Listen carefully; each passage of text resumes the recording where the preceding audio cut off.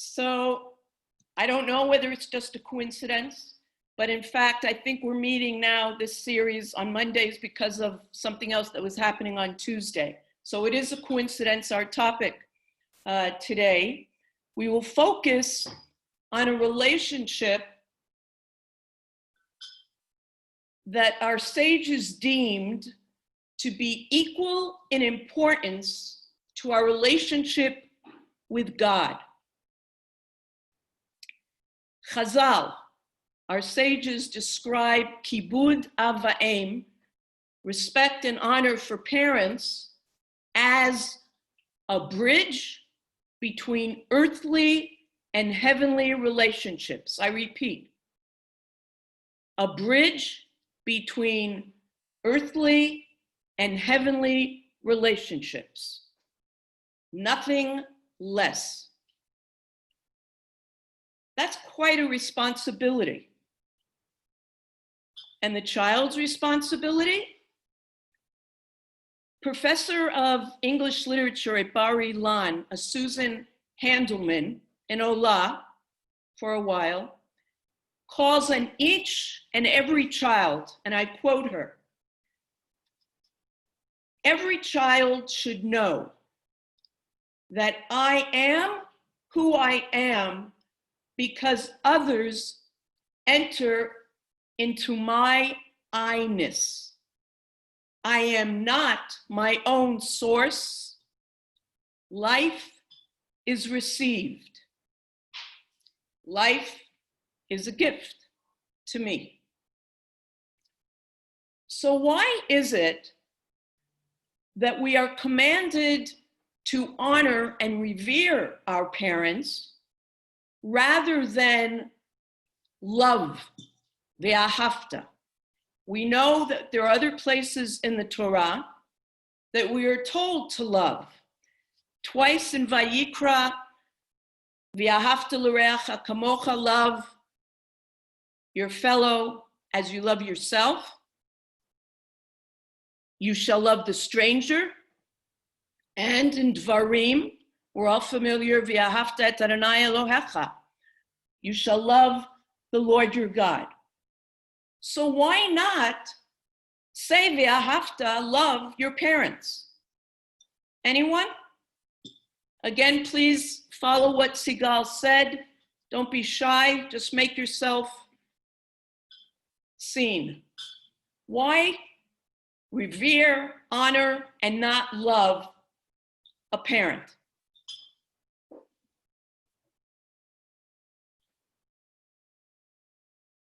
Anyone? Because love is something that is hopefully in a relationship a two-way thing, but perhaps it's not a commandment to necessarily love your parents, but you do have to honor and respect them regardless of what emotional ties you may or may not have, depending on how that relationship evolves over time. Yeah, Sigal, you got it. The Torah and the Talmud have profound insight into human nature. They appreciate how complex the parent-child, child-parent relationship is. Often there is ambivalence, if not alienation. Why? Well, one theory that psychologists put forward is that parents play such a major role in our lives as models of man, woman, mother, father, husband, wife. Often we trace personal problems to things our parents did or did not do. Now, you can all take a moment to reflect on that. So, not to feel loving at times is natural. And therefore, as Sigal suggested, we can't rely on love to ensure correct behavior. Now I'm going to share with you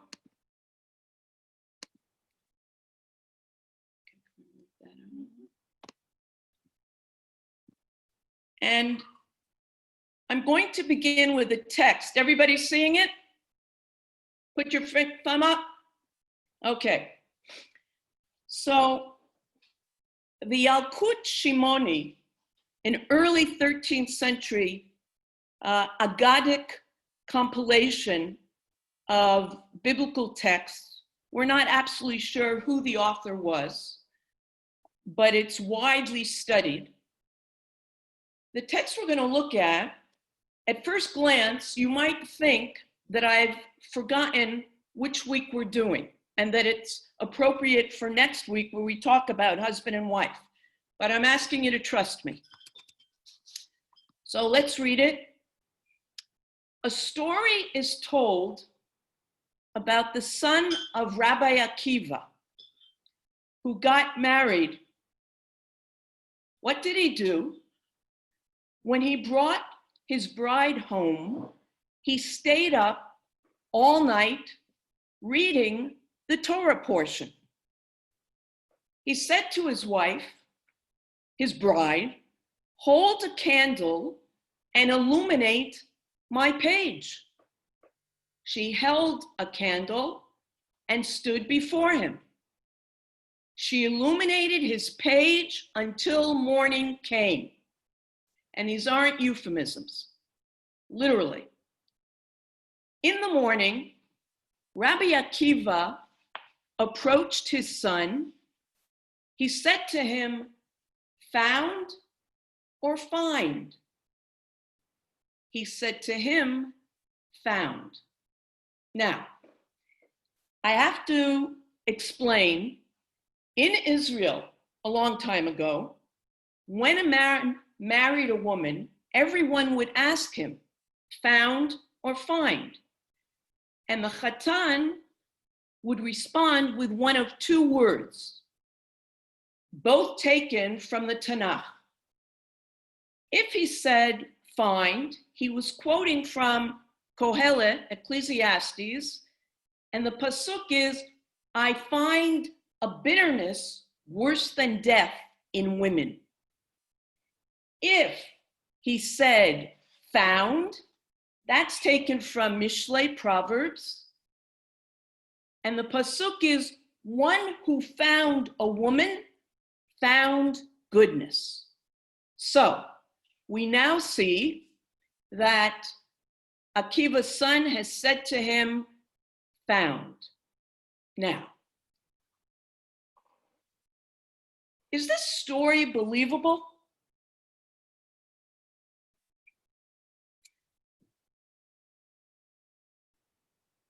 Anyone?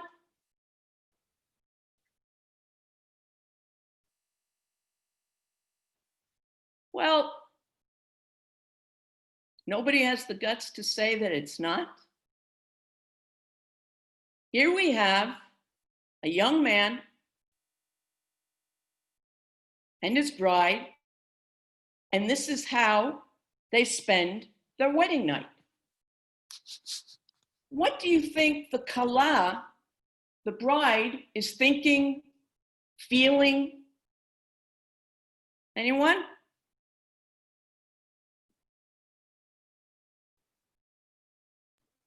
Extreme nervousness. Why? But why?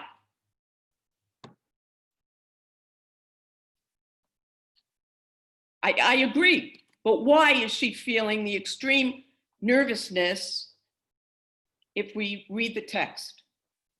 What's making her at this point? Remember, this is after the wedding. They're in their bedroom. What is making her nervous now? As she is holding a candle to her husband's page. Well, I think she's probably feeling, this isn't exactly the night I imagined. this isn't what I was told to expect by my mother and other women. Is there something wrong with me? Now, what is happening here? What do you think of what the son is doing and demanding or asking of his bride?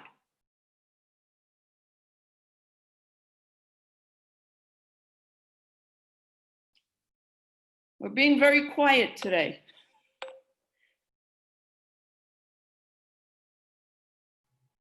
In a way, he's almost asking her to put his needs first, and at the same time, kind of putting her in a very subservient role right off the get-go on their wedding night, when they've probably only just recently met, and the whole thing is really uncomfortable.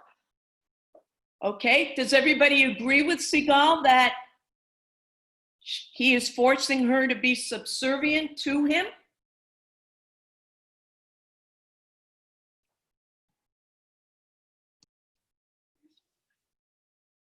You can unmute yourself, people, if you have something to say. I'm surprised that I'm not hearing. I see that somebody wants to speak, and I think that they're not being able to. Am I right? Yes. Yeah, so can we do something about that? I just fixed it. Sorry. Here, I'm Okay. unmuted now. Okay, I'm unmuted now. Better. Okay, so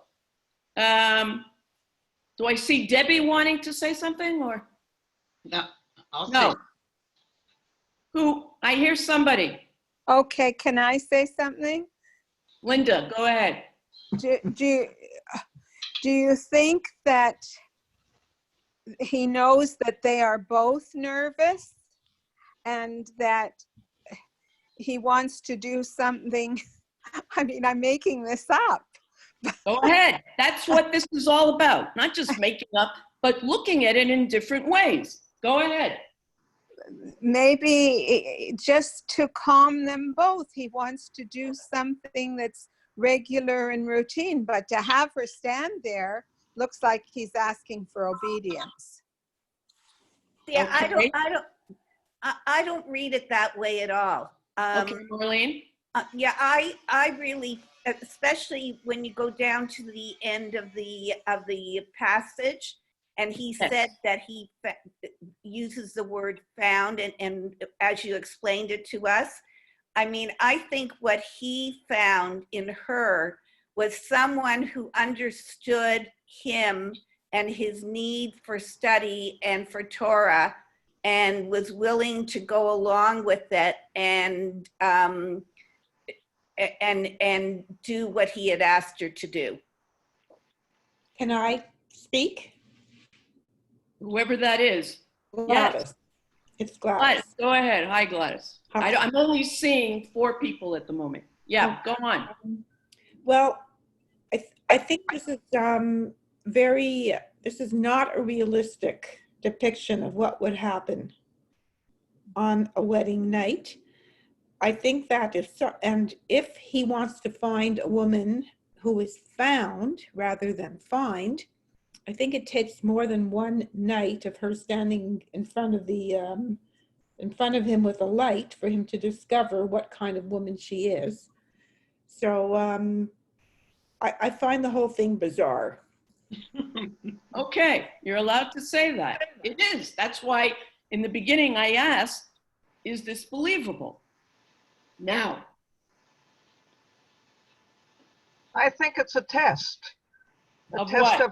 of her patience, of her understanding, and whether she can do what he needs. And I guess he has patience to wait another night. okay. So let's move ahead with this and look at something. I'm sorry, somebody? And why I actually brought this text as we're discussing parent and child. So we all are familiar with Rabbi Akiva and his story. Remembering that he left his family. You never hear about him leaving his children. You just hear how he left his wife for 24 years. Now, I bet some of you are sitting there saying, I wouldn't mind a break right now of 12 years from my spouse, but after all this time. But he left his family for all that time. Ruth Calderon, the Talmudic scholar that I mentioned a few weeks ago, who was a member of Knesset for a short time, she has opened us up in the following way to, I think, an amazing insight. You still might think it bizarre, but she says, Akiva was absent from his home throughout this groom's entire childhood. How do you think this son felt throughout this childhood? Was he going to be so brave as to feel, my father is a great rabbi, and so I appreciate the fact and understand that he didn't have time for me? Is he going to look at it that way? I don't think so. I think he'll feel his father deserted him. Okay, so now, I think that would be the natural feeling, because we're not just talking about somebody who is very, very busy, but he was not there. So it could be that another son would react to such a father with anger. He would confront Akiva with all his grievances that he's been harboring throughout his childhood, including, you left my mother alone for so long without you. You made her a living widow, in effect. But Akiva's son here does not do that. The next morning, when he talks with his father, you see how brief it is, which is meant to be an indication that they really weren't on great terms. Very brief. Now, Calderon points out that Akiva, when his son says found, he's probably thinking, then it was a nice romantic evening. But instead, he says found because he's actually making it short with his father, what he's saying, but that he feels very good about his new partner. Interesting that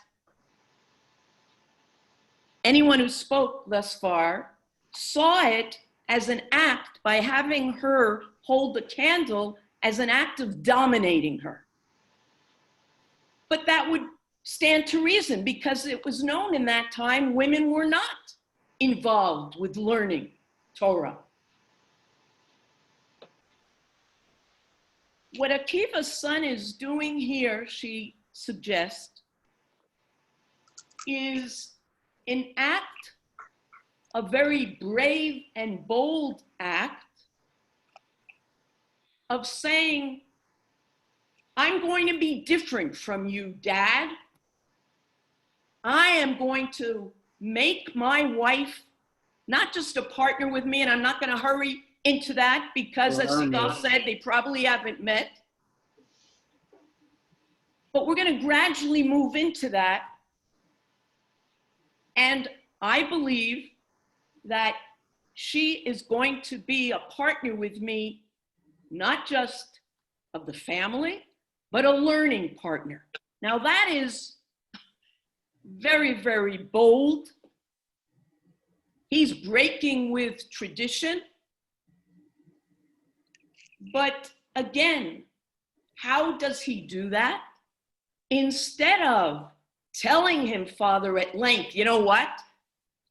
I didn't do what you expected me to do last night, but I did something that you probably wouldn't agree with because you ran off and studied by yourself or with other men, but I was here with our mother, and my wife is not going to be in that position.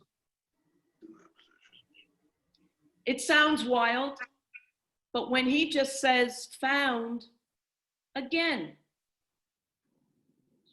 he's just leaving it very gently.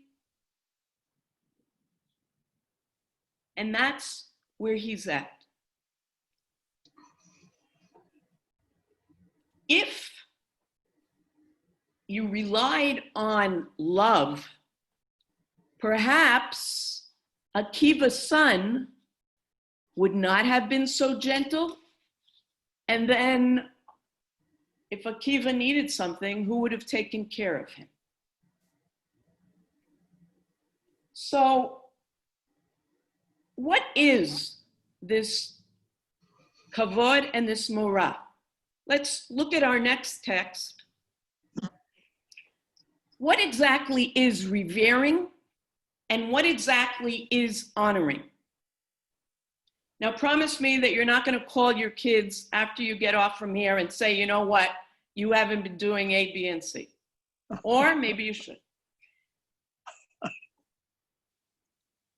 Fearing, yirah, one may not stand in his father's place. One may not sit in his place. One may not contradict his father's words or his mother's words. And he may not offer an opinion in a debate contrary to his parents. That's what's considered yirah, revering. Honoring,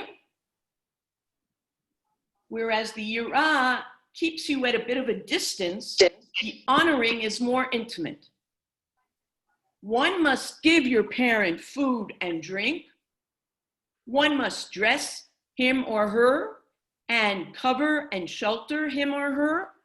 And one must escort him or her in and out. Now, the honoring is an opportunity. I'm sorry, somebody? The honoring is an opportunity to do concrete things that your parent, whether ill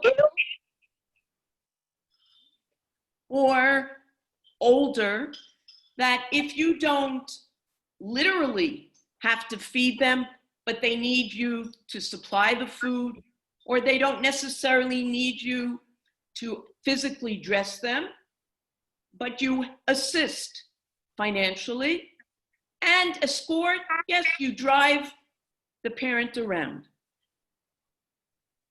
That is expected. These acts of yirah and kavod, our tradition expects. Now, we're going to look at a few stories, and I have purposely kept as the title, Examples of Stories with, and after we've read them, I want you to fill in 2 words. Examples of stories with. Bracha, before you go on to that, I'm just looking at revering and fearing. Revering to me is people that are exemplary and you're looking up to them, you're revering them. Fearing is totally different. I can't see that they're synonymous. Okay, it depends on the translation. Yirah is, Morah, is both translated revering and fearing. And you can see in this text, it has been used, translated both. It is not a fearing that somebody is going to hurt you. That's not what it is. It's from the same root as Yamim Noraim, Norah, Morah, days of awe. It's meant to be that kind of fearing. And revering, what did you say? Somebody who is special? Exemplary. They're exemplary. You're looking up to them. You want to be like them. They're very special. Okay, well, please. You know, excuse me for interrupting. I think we should all be on mute, and if we have comments, we should put them into chat. Okay, so the revering, saying something special, I think we're meant to feel, and that's how I began, that we are meant to have that feeling of reverence for our parents, because our parents gave us the gift of life and they have a key role in our lives. So that's exactly what it's saying. You have that sense of deep reverence and gratitude, not just for the biological birth, but for what they've given you to be able to confront life. And we know that there are other responsibilities that a parent has. We won't go through that tonight. And that's what makes it interesting, that you have that reverence, which makes you feel a little distant from your parent, or the honoring, which you have to sometimes be intimate with that same parent. It's meant to be that kind of dynamic. And I think that is a value, that reverence, that isn't that old, because we could say now, how many of us save the seat for our father or our mother at the table? I know a couple of people. Or joking around. In my family, that I know, sometimes my father would say to either one of his children or to his grandchildren, if I had done that, and something funny, not something rude, if I had done that to my parent, but it's a matter of finding the correct balance. Okay, so now let's look at a few short stories before we get to another major story. So in the Talmud, Masechet Kiddushin, they asked Rav Ula, to what extent must we honor our parents? He answered them and said, go see what one non-Jew did in Ashkelon. Dama ben Natina was his name. Once, the sages wanted to buy certain merchandise from him at a price which would give him a profit of 600,000 gold dinars. But the key to the chest that contained the merchandise was lying under his sleeping father's pillow, and Dama did not disturb his father. Now, if you read further on, you'll see that that money would have been Dama's. So he was giving up. It wasn't just that he was sparing his father, he was giving up on that money. Now, what do you think? Can you picture that happening in your household, being offered what was then a huge amount of money, and your child saying, no, my dad or my mom is sleeping, I'm not going to wake them? Or in another situation. Okay, so that's one story I want to share with you. Think about it. The next. When Rav Dimi came to Israel, he said, once Dama ben Natina, this same Dama, was dressed in a golden silk coat and was sitting among the nobles of Rome.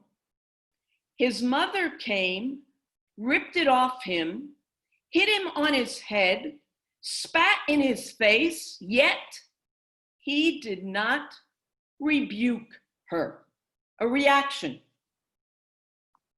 Quick, don't think too much. The child is sitting there, it doesn't matter how old he is, and this is what his mother does to him, and he doesn't open his mouth. Is that realistic? It could be that he was so respectful, he wasn't going to embarrass himself and her in front of everyone. And also he may have done something that he felt he deserved the rebuke. So my reaction to what you just read is shock and horror. I don't rationalize. When I first see that happening, I'm shocked. That's Louise? Yeah. Okay. I'll tell your boys to remember that. Okay.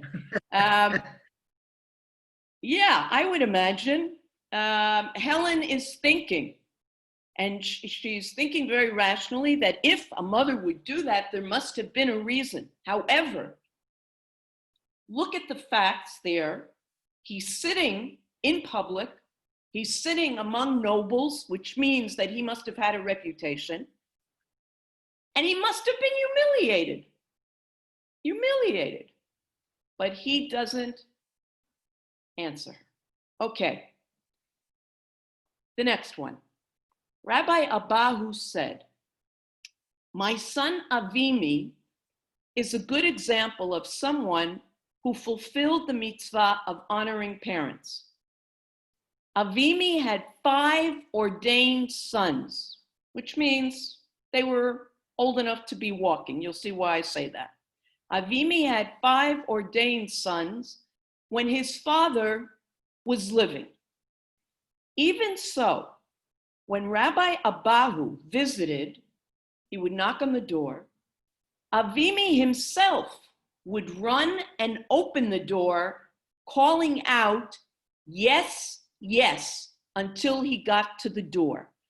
Give me a few examples of the deep kavod that Avimi was giving to his father. A few different words that indicate that his father came first. He was rushing to the door.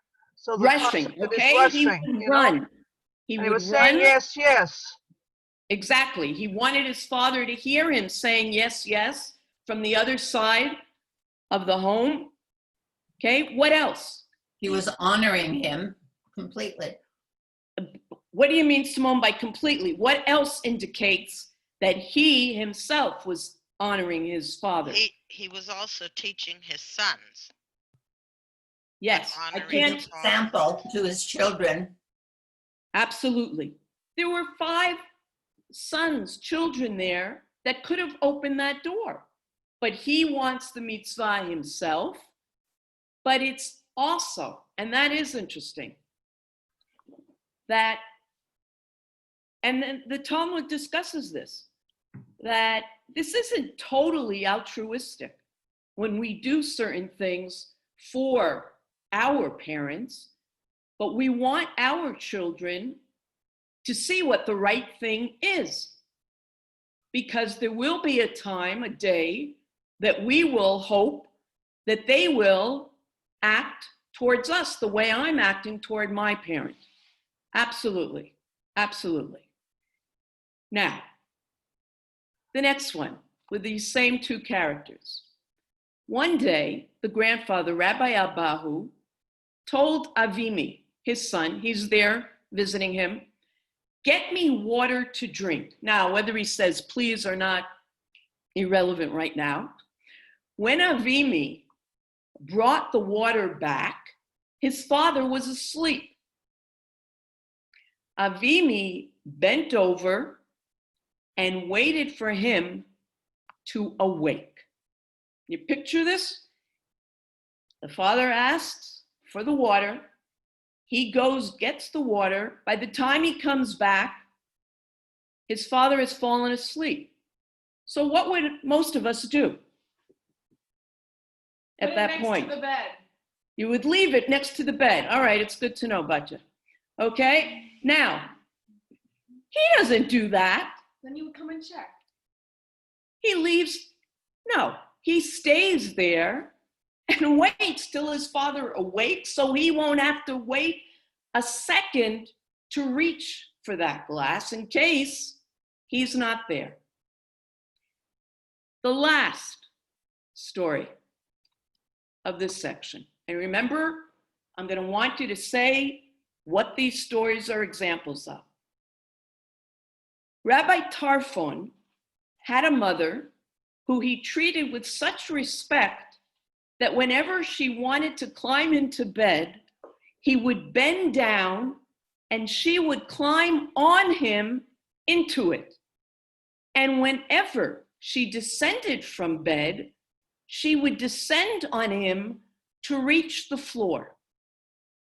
Rabbi Tarfon came and praised himself in the study hall, but the rabbis told him, "You have not yet reached half of the honor one can bestow upon parents. Has your mother ever thrown a bag of money into the sea in your presence and you did not shame her?" Okay, we have another case of a parent doing something that seems out and out wrong. You take your child's wallet and you just throw it into the sea. Before I go on, let's compare that, the story of a parent throwing the child's wallet into the sea and going back to the mother humiliating her son. Which of those do you think demands the most self-control in not reacting? The one who sees his wallet being thrown or the one who spat upon?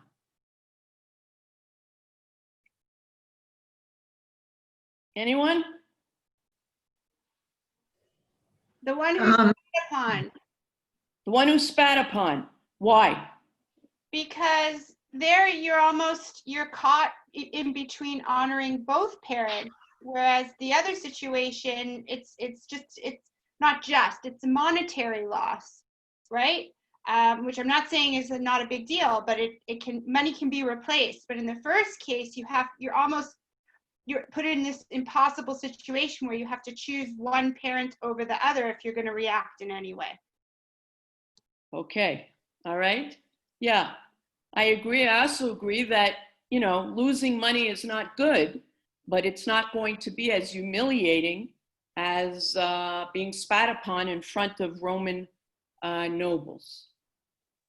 And then the last part of this, whenever Rav Yosef heard the footsteps of his mother, he would say, "I will stand before the divine presence which is approaching." In other words, calling his parent God. Okay, so we have 4 or 5 different episodes of respect, of reverence. These are examples of stories with fill in the blanks. Anybody? And even though it's in the Talmud, don't be afraid to be honest. These are stories with Derech Eretz. That's what you're going to say. They're obviously derech eretz. Anybody else? I think it's honoring. Honoring anybody else? When I look at this, this makes me, I have steam coming out of my ears with all this. I do not find that any young person who is looking at this would come out of this feeling they should honor their parents in that way. Parents, when you look at parents, we have to honor and respect them, but we also have to realize they are not God. They are not perfect. We have to have a balance. This whole thing today is not sitting comfortably with me, I must tell you. You must tell me. I'm being honest. I'm being honest. I know, I don't expect anything different from you, Helen, with all due respect.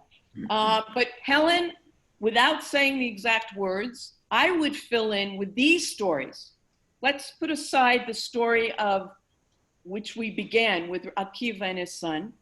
But these stories, I think, are, you know, the Talmud puts these stories in. Are they looking for us to use them as paradigms of behavior?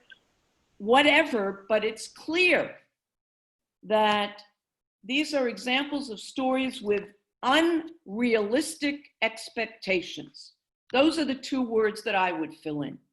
Because nowhere does our Torah or Talmud tell us that we have to submit our dignity for the sake of a parent who is treating us poorly. Now, having said that, there are times that we are not going to, certainly not publicly, react rudely or disrespectfully to a parent, unless it is so obvious that it is wrong. But when it comes down to it, the yirah and the kavod, these are guidelines, just as the Torah does that. It gives guidelines, but as I've said before, it will give a specific rule, and then it will say at the end of that specific pasuk, that specific law, v'asita hayashar v'atov, do what is right and good. And I always understand that to mean that might be the general rule, guideline. But when it comes down to it, everyone has to know what their particular situation is. And you've got to make your decision. Should I be treated like this? Do I have a right to be upset with my parent? Absolutely. We are not meant to give up our dignity. I'd like us to look at one more story.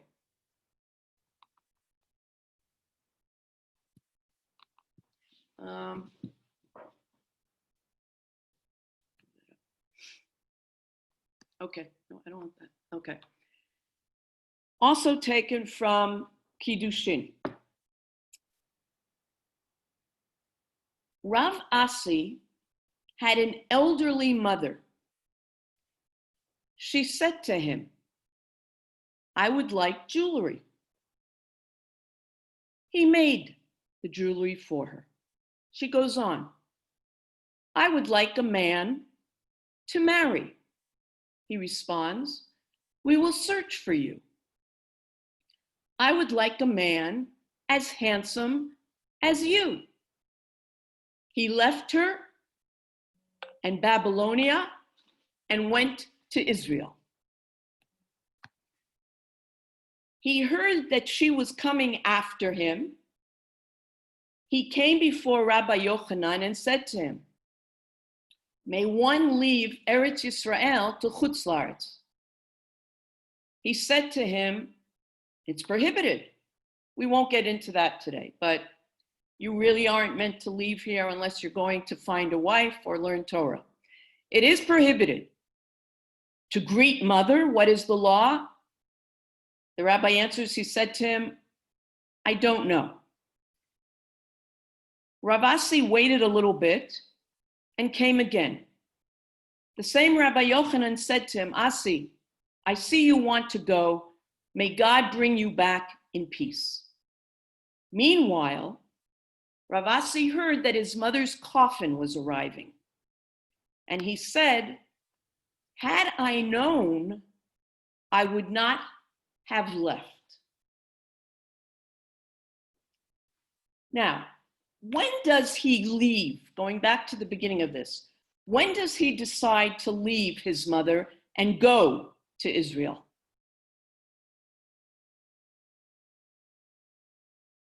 He's fine with the first request. He's fine with the second request. When she But asks then, for a husband that looks the same as him, as handsome as him. okay, he's feeling she's never going to be satisfied and that he's going to be trapped because this is going to go on, and he needs to get away from that. He gets to Israel. And then he discovers that not only is his mother very annoying, but she is persistent because she's coming after him. And then he's in a quandary. Do I go to meet her to show her honor? Or is it not allowed? But we're a little suspicious of him being concerned about leaving Israel. Why? Because to begin with, his motives for coming to Israel was just to escape his mother. So there's something ingenuous about the fact that he goes to his rabbi to ask whether it's okay for him to leave. For him, Israel was a haven. It was an escape. Now, what's interesting is we're not really sure, because we're reading this, what kind of tone his rabbi had. It suggested that possibly Rabbi Yochanan, because we're surprised that at first he says he doesn't know if it's okay for him to go, that he might have been doing that on purpose. You have a sense that Rav Asi perhaps wasn't the most mature or the most self-confident. He wasn't mature because he was running away from problems. He gets to Israel, there are going to be other types of problems. And he's running away from a mother who's in need of him. Then he shows that he doesn't have too much self-confidence because he asks his rabbi. And not just, we don't have a feeling because of how the text continues after, you don't have a feeling he's asking a rabbi because that's what some people do, but he really needs for somebody else to make up his mind. Now, how does this end? What does he mean when he says, meanwhile, he heard that his mother's coffin was arriving, and he said, had I known, I would not have left. What is he referring to when he says left? Left where?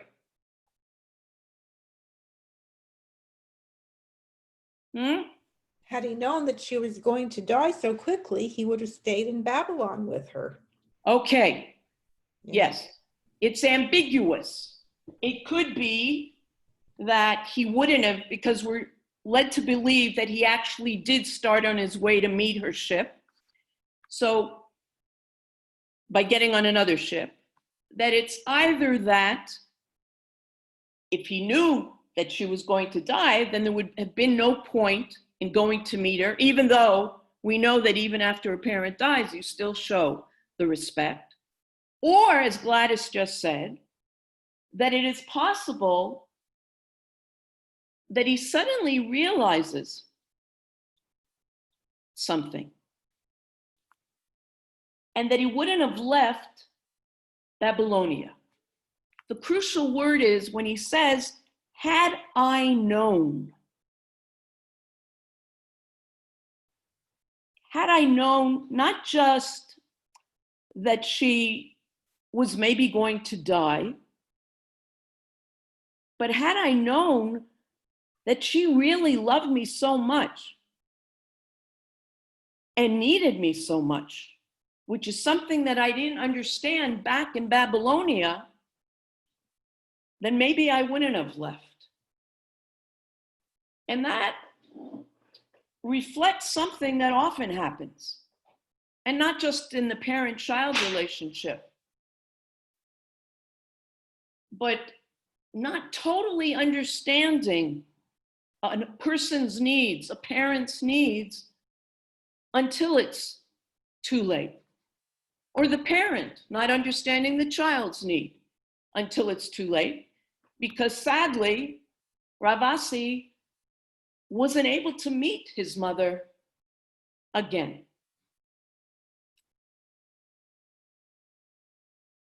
These are just a few examples of issues that we might deal with, but I think my overall thrust tonight is in really, again, going back to the very beginning, through these words of Rabbi Joseph Soloveitchik,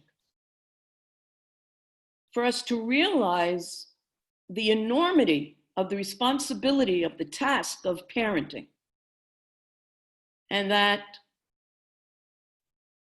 the parent must realize it, not just a child.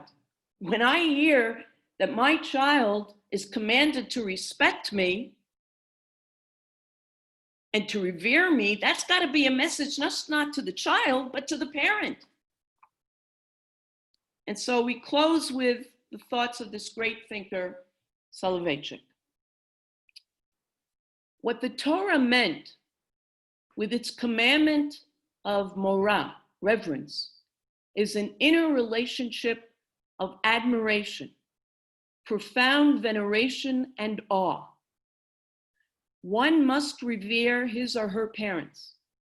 They should arouse in his soul a craving, a longing, a deep, fearful love, a tremor, and a great joy.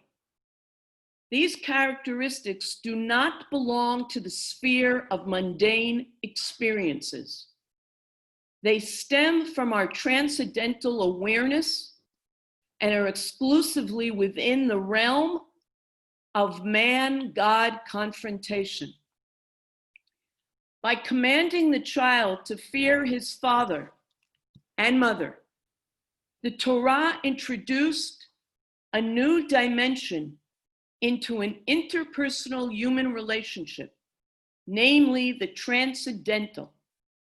It whisks us far from the array of modes of action, thought, and feeling of the maternal human universe into the transcendent, pure realm of a higher consciousness by which we become aware of the great mystery of being. In fear, man transcends himself and moves on to a higher existential order. The conscious self becomes suddenly aware, not only of standing alongside of his or her parents, but of the great mystery transcending everything and everybody. Our relationship to our parents reflects this mystery awareness and the sense of absolute dependence upon that great unknown. Somehow we shift our relatedness to them into a new perspective, to a new plane, which is the meeting place between the two realities, the human and the transcendental, man and his origin, creature and creator. May we all feel that we take part in this beyond experiencing of parenting. Amen.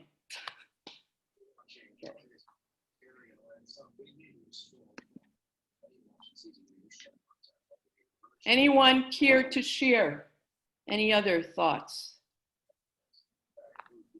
Hi, Bracha. It's Stan. Yes, Stan. We got to relate an interesting phenomenon that's going on amongst our friends and associates here in Toronto as regards to the pandemic. Yes. Seems to be a role reversal. Kids are calling up their very senior parents regularly saying, how are you doing? What's going on today? I can go to the grocery store.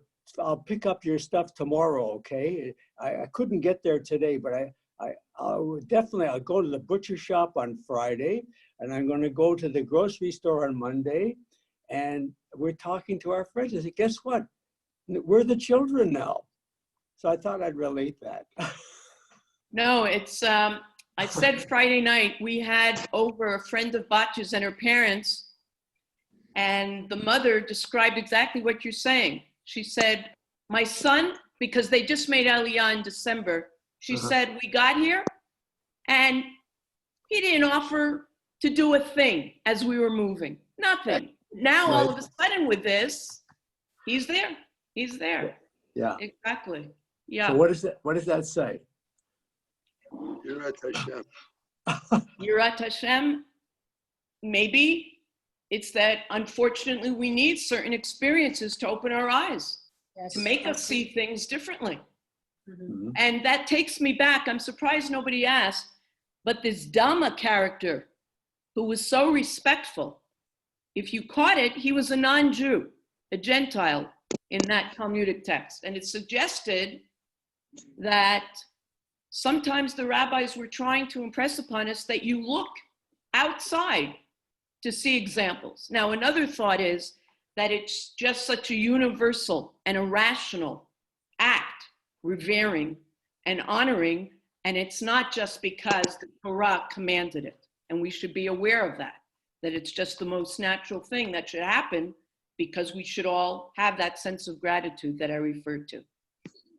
Anyone else? Can't hear you. Chances are they'll probably not charge it or not have it on when they do have incidents with the public. Body cameras do the same thing as cell phones. They're just showing us. I'm sorry, I'm not hearing you. Civilians. We don't need to see any more of that. What we're saying is Not loud enough. the police. Please speak louder. Move closer to the mic. How do I do that?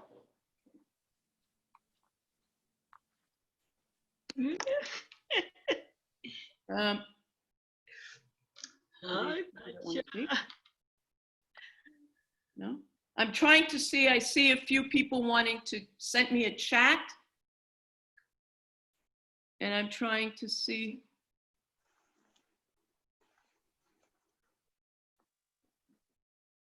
Okay. No. Anybody else? I see that Frida, I think this must be referring to the first story. Frida, you said that maybe he just wants to look at her, and that's why he wanted the candle. Okay. He would have still been suspended with pay for over a year and a half during the bushfire, and he would have still gotten a slap on the wrist. What would that have changed? Absolutely nothing. Body cameras do nothing. Body cameras are a show of, let me spend this money to get this conversation closed. I'm sorry, I'm not. The safety of the citizens of this great country. I think somebody else is on there. Anybody else want to share something? Bracha, it's very interesting, the four things that are mentioned when they talk about revering and fearing, because certainly in the way we bring up our children today, some of them would still stay in place. I think particularly of sitting in your father's seat, because it seems to be that everybody has this in their own home, that there was always a seat that was reserved for father. But as far as not entering into debate or contradicting your parents' words, I think we wanted our children to be more open. And sometimes as you get older, you really don't like it because you wanted them to be that way, and they are. Yeah, for sure. But I think the example that I gave at the very beginning is an indication that he was ahead of his time, Rabbi Akiva's son, in being able to say, because you would imagine that over years that the Akiva would see that his son is including his wife in the learning, but still, why I brought that story in is that he still, even with all the anger that he might have felt for him, he still kept to that respect. Yeah.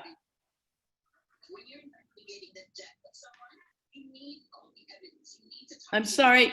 I don't know if somebody's speaking or if that's something in the background. I think it's a radio or a TV. Okay. Closer to the mic. Anyone else care to share? Gloria? No, we're not hearing you, Gloria.